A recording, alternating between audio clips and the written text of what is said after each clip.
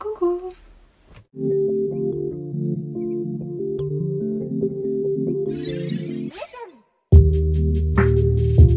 Alors aujourd'hui je voulais faire une vidéo un petit peu plus légère que mes deux dernières vidéos. J'en avais besoin parce que j'ai eu beaucoup de commentaires, il y a eu énormément de débats etc.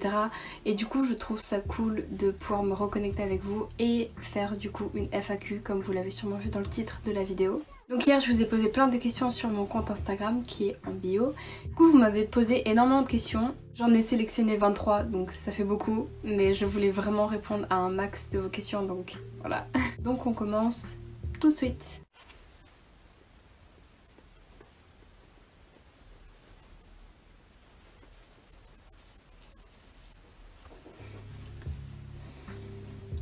Première question, faire le test des 16 personnalités en vidéo comme le test Poudlard. Eh bien, tu n'es pas la première personne à me le demander et c'est déjà prévu, on a prévu de faire ce test là. Pas tout de suite parce que le montage c'était une catastrophe pour la vidéo Poudlard. Pour ceux qui l'ont pas vu, Ruby, Nebula, Ophélia et moi on a fait le test Poudlard pour savoir dans quelle maison on était. Et d'ailleurs d'autres alters feront sûrement le test aussi. Mais le montage c'était très très long et très chiant. Donc ce sera pour plus tard, mais c'est prévu de toute façon. Question numéro 2, est-ce que tu regardes des animés? Si oui, c'est quoi ton préféré? Et oui, je regarde des animés et pour répondre à cette question, c'est très simple. L'Attaque des Titans. Donc voilà, mon animé préféré c'est l'Attaque des Titans. Je pouvais pas bien faire la main parce que j'ai des très longs ongles actuellement. Et je dirais que parmi mes animés préférés, il y a Another, Violet Evergarden, Assassination Classroom, Black Butler, Black Bullet, je sais que j'en oublie. Ouais. Après évidemment les animés de mon enfance, dont l'ultime, l'unique Killary, voilà. C'est mon animé préféré de tous les temps, voilà. Doremi, Mew Mew Power et plein d'autres encore, donc voilà. Oui j'aime bien les animés. Et d'ailleurs, mon copain ne voulait absolument pas voir l'Attaque des Titans parce que pour lui, voilà, c'était trop connu, voilà, tout le monde en parlait et tout. Et en général, il n'aime pas regarder des choses qui sont très connues et très surcotées. Mais du coup, je l'ai forcé à regarder et en fait, il adore maintenant. Et là, on est arrivé, donc je regarde tout avec lui de nouveau. Et on est arrivé à la saison 3 et on va pouvoir attaquer la nouvelle saison du coup. Donc voilà. Question 3, est-ce que Misty réussit à apprendre et pratiquer la magie? Est-ce que ça lui plaît toujours? Misty ça lui plaît toujours, c'est une sorcière, je pense que c'est sûr qu'elle ne se lassera jamais de la magie. Après tout c'est sa fonction principale, elle est une altère non humain, c'est une altère sorcière. Et d'ailleurs je compte faire une vidéo sur les altères non humains et ce genre de choses parce que c'est souvent très critiqué pour les personnes qui ne croient pas au TDI. En ce moment elle fronde beaucoup moins par contre, donc forcément elle pratique moins vu qu'elle est moins souvent là. Elle pratique dans notre inner world par contre, donc voilà. Question 4, c'est difficile d'avoir des amis quand on a le TDI. J'ai eu cette question là, au début je me suis dit bah non ça change rien du tout pour moi, j'ai mes amis et tout va bien, mais en fait si, ça change beaucoup de choses en tout cas pour moi. Ça a été difficile de me faire des amis, d'ailleurs pendant une très longue période je n'ai plus vraiment d'amis parce que il y avait énormément de switch, certains alters n'étaient pas amis avec mes propres amis donc ne parlaient pas. Et si on n'explique pas qu'on a le TDI, ce qui était mon cas à l'époque, il peut y avoir des conflits. Les personnes extérieures peuvent avoir l'impression qu'on n'a pas envie de leur parler, qu'on les ignore alors que ce n'est pas du tout le cas. C'était le cas avec mon ex meilleure amie. On n'est plus amis pour certaines raisons, voilà, elle ne fait plus du tout partie de ma vie. Mais il y a eu des conflits par rapport à ça parce qu'il y a des moments où je ne voulais pas du tout sortir. Il y a des moments où j'ai bien vu les messages, certains alters lui disaient mais je me sens vraiment pas à l'aise, je fais des crises d'angoisse, ça va pas. Je sais que pour la plupart c'était Ruby. Mon amie n'a jamais su à l'époque que j'avais le TDI et je ne le savais même pas encore moi-même il me semble. Bah en tout cas oui je le savais pas encore, c'était plus tard dans l'année que j'allais l'apprendre. Cinquième question, quel a été l'impact du Covid sur votre système s'il y en a eu un? Plus j'adore tes vidéos et je crois que je suis là depuis le début de ton compte TikTok. Bah c'est trop mignon, vraiment ça me fait trop plaisir de savoir ça et de voir ceux qui sont là depuis le tout début. Ça me touche tellement, surtout que j'ai commencé les vidéos je crois c'était en avril, un truc comme ça. Fin avril, quelque chose comme ça, donc ça commence à faire un moment maintenant. Du coup oui, il y a eu un impact de par le Covid, surtout le premier confinement qui avait duré 4 mois. Ça a eu un énorme impact sur notre système, aussi bien négatif que positif.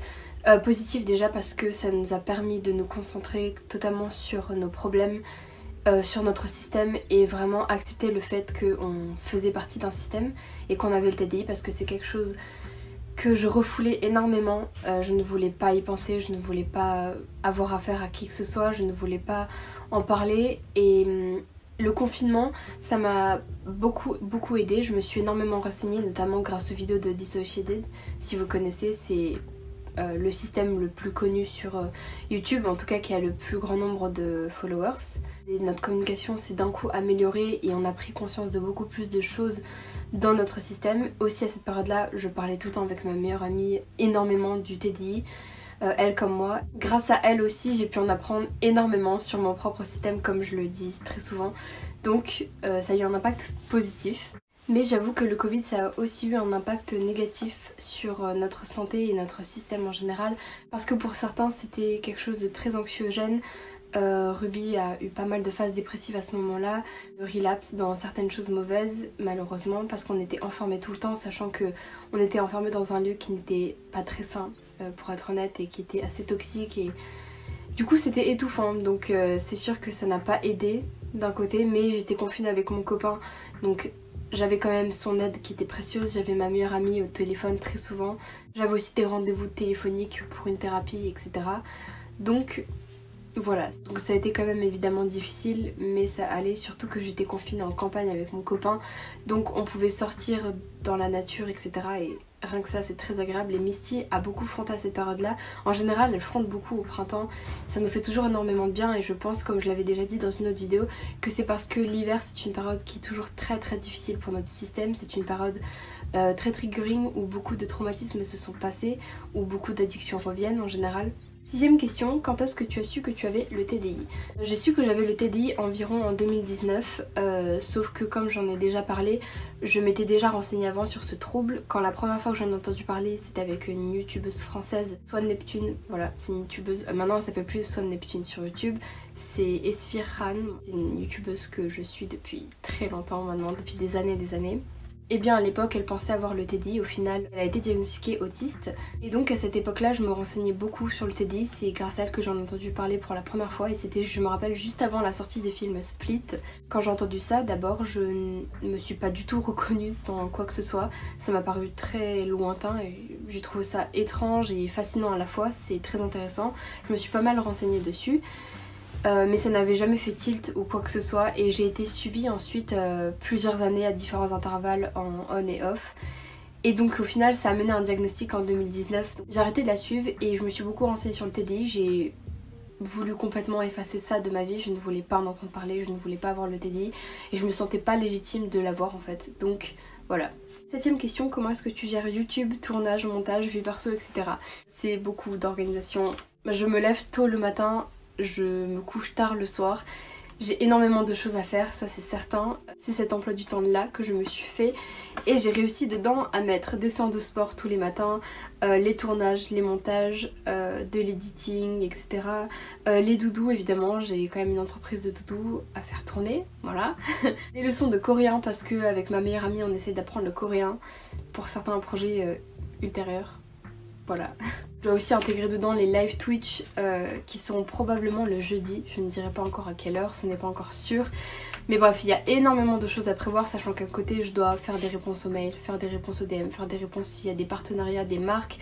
C'est beaucoup de boulot, mais c'est un boulot que j'adore, je ne le considère même pas comme un travail, et c'est un peu un rêve quand même, enfin c'est carrément un rêve même, de pouvoir en venir à travailler et gagner sa vie grâce à quelque chose qu'on aime tant. C'est incroyable pour moi, encore une fois. Question numéro 8, peux-tu passer le permis avec le TDI? Oui, on peut totalement passer le permis avec le TDI. Je connais pas mal de systèmes qui ont le TDI et qui ont leur permis. Personnellement, je ne compte pas l'avoir, en tout cas pas tout de suite, mais sûrement plus tard, parce que j'ai très peur des voitures, voilà, c'est quelque chose qui me stresse beaucoup, et surtout j'ai peur de comment ça pourrait se passer aussi avec le TDI, parce que en général dans les transports en commun, les voitures, etc., je dissocie énormément, et ça dépend sûrement des systèmes, mais c'est un lieu où je dissocie énormément, et j'aurais très peur que ça m'arrive au volant, qu'on switch ou je ne sais quoi, même si du coup pour beaucoup de systèmes, le fait d'avoir une tâche importante à faire, donc rouler une voiture pour ne pas avoir un accident, toute la concentration est basée sur le fait de bien conduire. Si on sent qu'on commence à dissocier, on peut tout simplement se garer, appeler quelqu'un. 9ème question, coucou, c'est possible d'avoir uniquement 2 haltères? Et c'est totalement possible. Tu peux totalement avoir 2 haltères, un qui est l'autre et l'autre qui est un haltère, voilà. C'est totalement possible.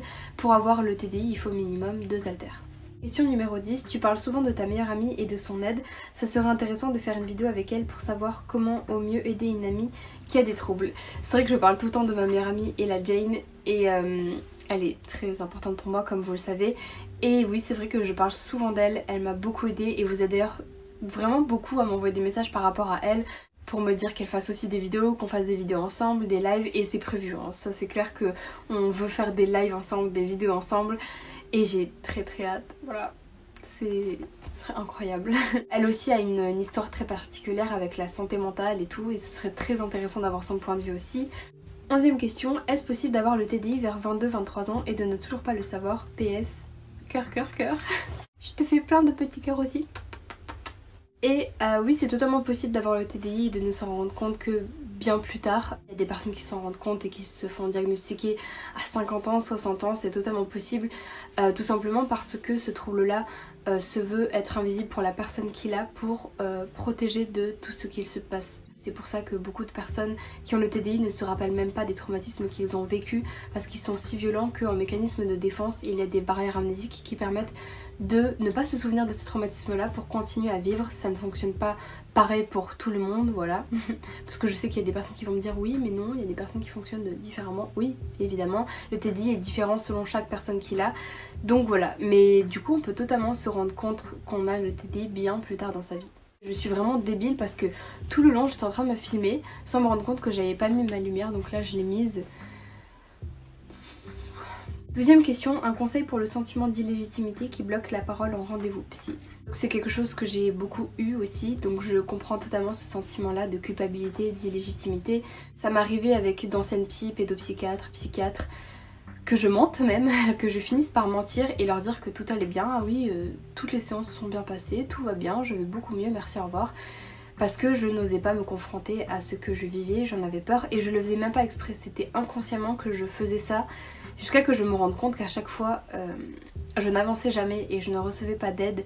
Du coup, ce qui m'a aidée pour en parler avec ma psy par exemple actuelle, qui est d'une aide incroyable et qui est la première psy que j'ai eue, qui travaille activement pour mon TDI et avec les haltères, la dissociation, etc. et les traumatismes évidemment en premier lieu. Ce qui m'a énormément aidée, ça a été de me renseigner beaucoup avant.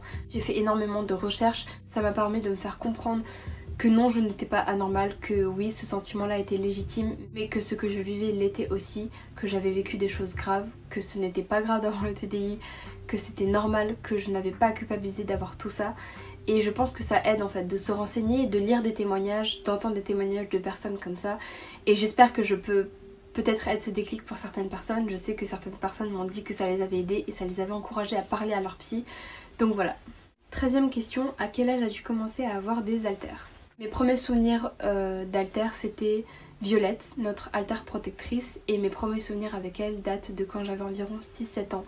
Donc je devais sûrement l'avoir à peu près vers cet âge-là. Et voilà. 14ème question, comment vas-tu réellement en ce moment?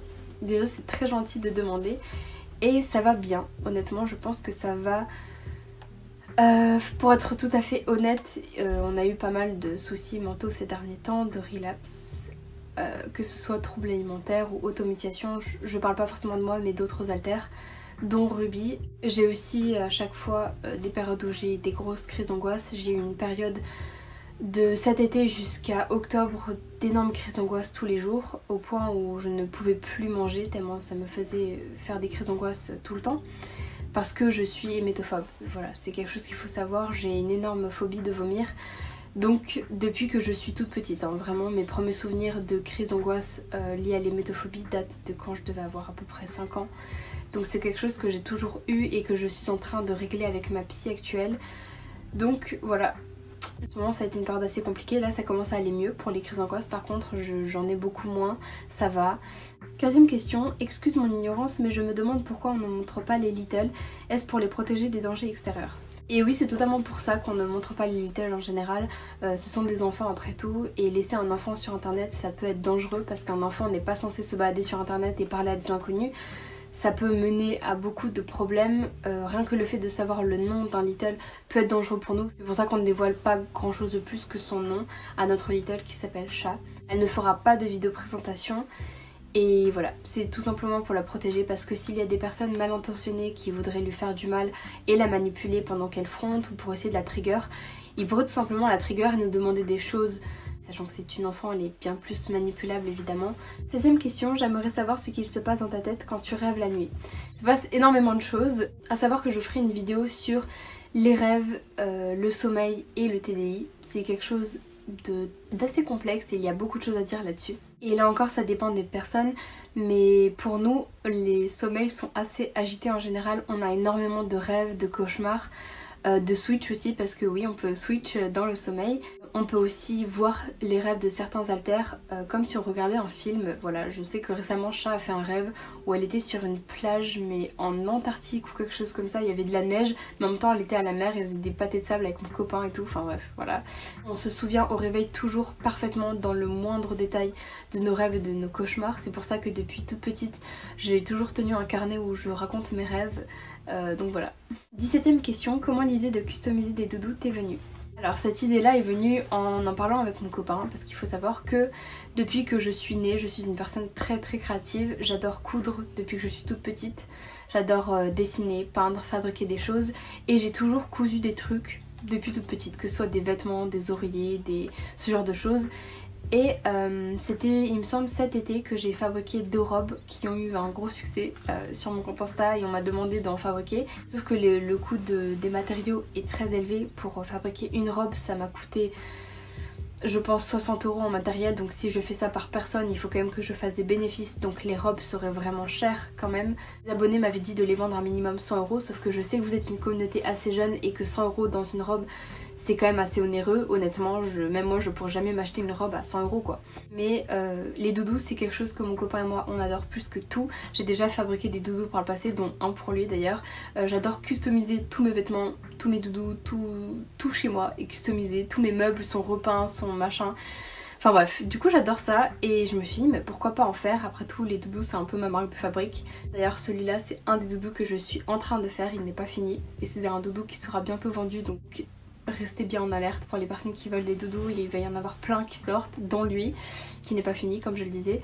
Mais du coup voilà, je me suis dit que ça pourrait être super sympa. Je me suis dit que vous auriez un petit bout de moi chez vous et en même temps ça me permet de vivre et de pouvoir m'acheter du matériel pour les vidéos, pouvoir contribuer à tout ça, en plus de par exemple de YouTube, de Patreon et tout. 18e question, feras-tu une vidéo pour parler de Snake? Oui.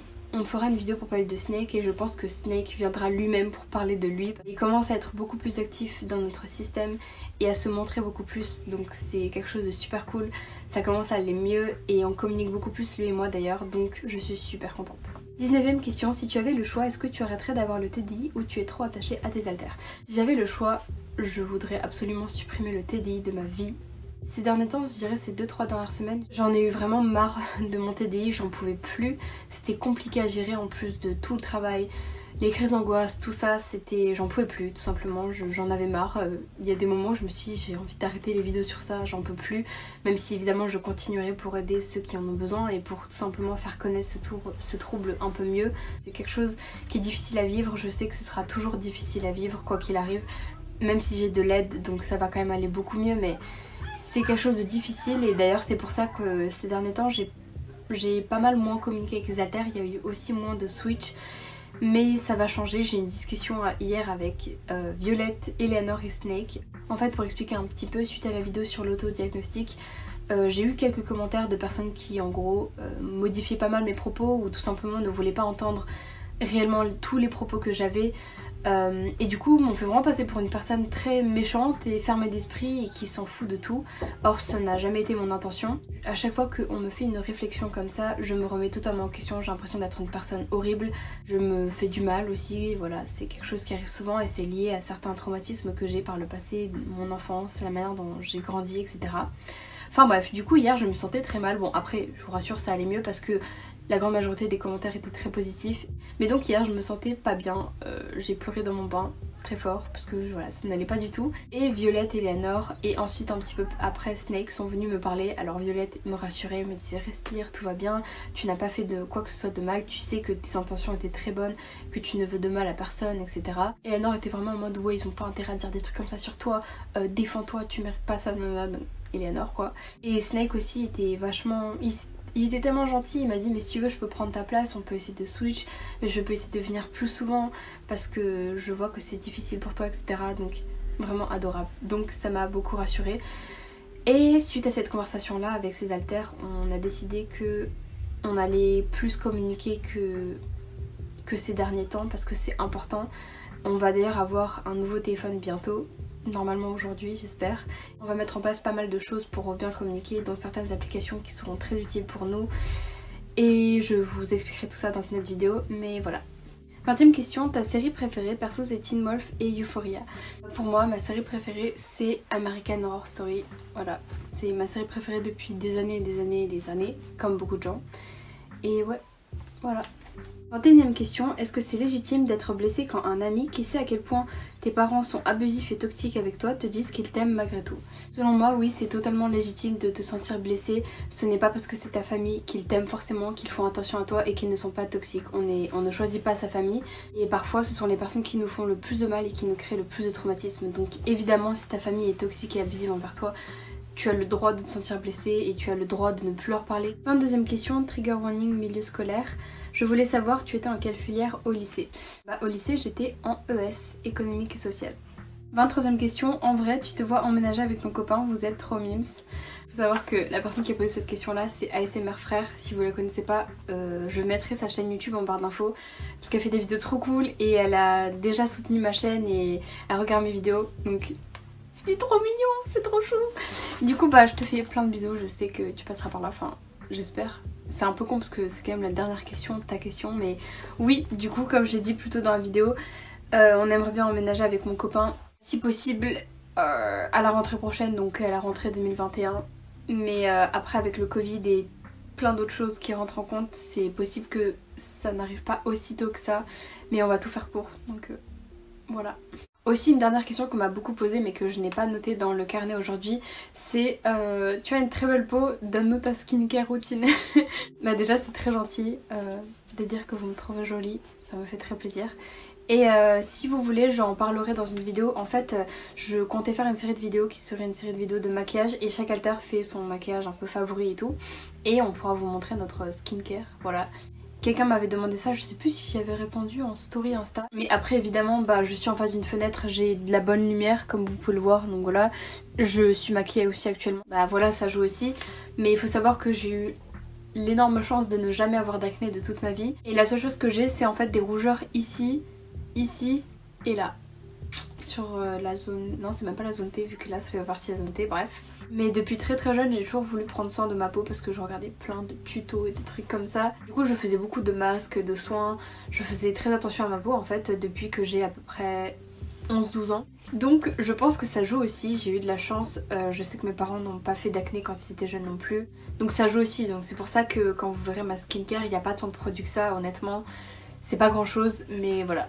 Et donc j'ai fini cette vidéo, j'étais trop contente de répondre à toutes vos questions, c'était très cool. Surtout qu'il n'y avait pas que des questions TDI et j'aime trop répondre à d'autres questions comme ça. D'ailleurs en petite info supplémentaire qu'on m'a demandé aussi, la chaîne Twitch arrive, il faut juste qu'on mette tout en place et ça va nous prendre un peu de temps parce qu'on a beaucoup de choses à faire en ce moment. Je vais faire un compte Insta exprès pour les doudous pour que vous puissiez les commander là-bas, les acheter etc. Ce sera plus simple pour moi pour me repérer entre les potentiels clients et les DM normaux, c'est la galère sinon. Donc si vous voulez nous suivre, notre système et tous les alters, on a des réseaux sociaux, on a Instagram qui est en barre d'infos, on a YouTube aussi et TikTok. Si vous voulez nous soutenir financièrement, on a une cagnotte pour nos projets entre autres et les thérapies etc. Et on a aussi un Patreon, vous pouvez choisir des abonnements pour avoir par exemple un accès à notre Discord privé pour parler avec nous ou bien recevoir des lettres de nous chaque mois, c'est comme vous voulez, il y a plein d'abonnements donc vous pouvez choisir. Et sinon je vous fais d'énormes bisous et je voulais vous montrer lui. C'est un doudou que ma meilleure amie m'a acheté. Voilà, il est trop choupi. Il est vraiment très... tu vois, très squishy. Et il s'appelle Gros Grino. Et d'ailleurs elle a acheté celui-là pour moi et pour mon copain elle en a pris un en bleu ciel et elle nous a laissé choisir celui qu'on voulait. J'ai foncé sur le rose parce que je pense que ça se voit, j'adore le rose. Mon copain n'a pas eu le choix, il a eu le bleu. Donc voilà, c'est tout ce que j'avais à dire. Mes fossiles d'école. Mais moi c'est pas grave. Donc voilà, bisous.